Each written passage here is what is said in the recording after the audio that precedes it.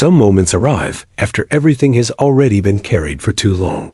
Not in the middle of chaos, but after it.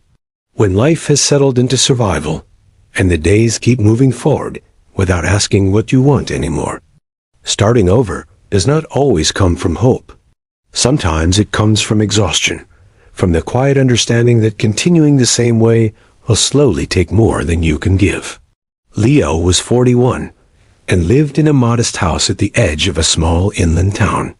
He was raising 2 young daughters on his own after his wife died 4 years earlier. The first years after her death were a blur of grief and responsibility. He learned how to braid hair, pack lunches, attend school meetings, and keep the household running without complaint. He worked as a machine operator in a local food processing plant, a job that paid steadily and allowed him to be home before night. His life became about keeping things stable, safe, predictable.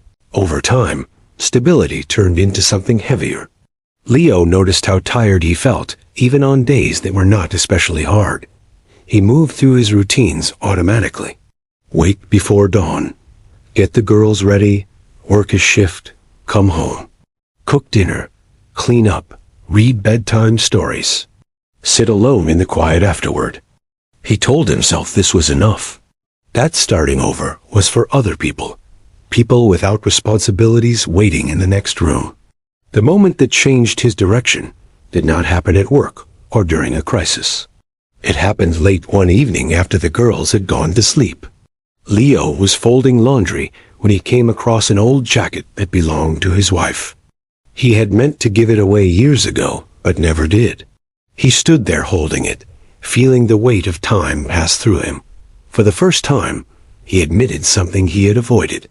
He was not just holding on to her.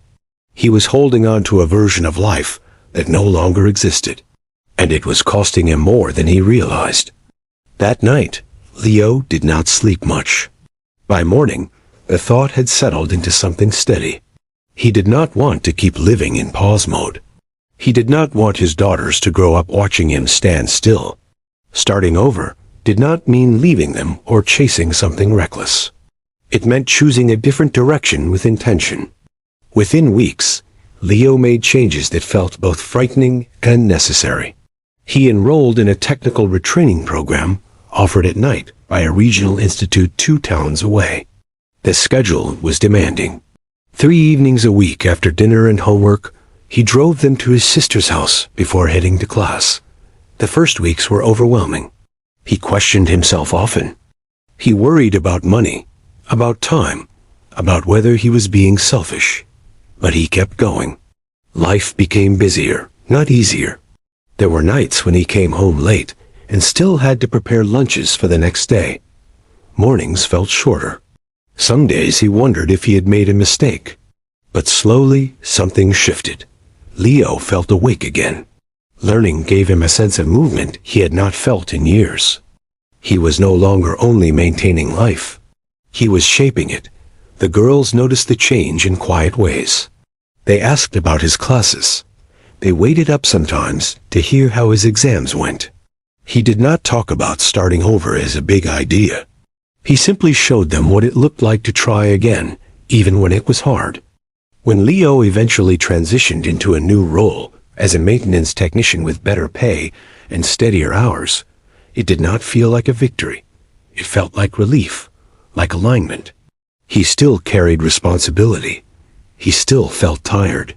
But it was a different kind of tiredness, one that came from moving forward instead of holding still. Looking back, Leo understood that starting over was never about erasing the past. It was about refusing to let loss define the rest of his life. He did not rebuild everything at once. He rebuilt it piece by piece, through difficult choices and ordinary days. And maybe that is the quiet truth behind starting over. It is not a dramatic escape. It is a decision made carefully, often late, often with fear still present. But when that decision is made with honesty and patience, it can change the direction of a life, not all at once, but enough to matter.